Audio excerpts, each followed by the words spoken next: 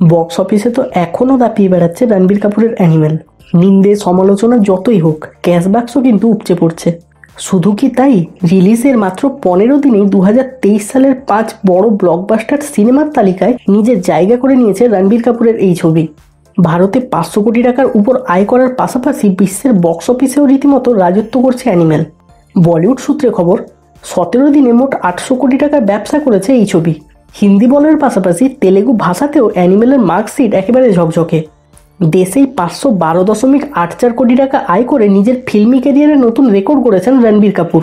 আন্তর্জাতিক বক্স অফিসেও অ্যানিমেলের বাজার কিন্তু একেবারে রমরমা।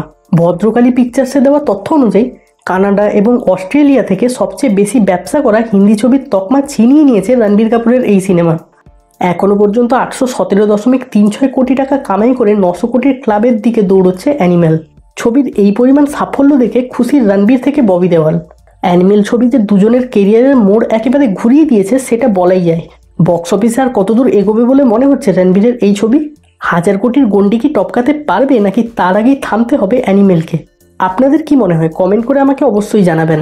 তার সাথে কেমন লেগেছে আপনাদের এই ছবিটা সেটাও কমেন্ট করে জানাতে ভুলবেন না কিন্তু।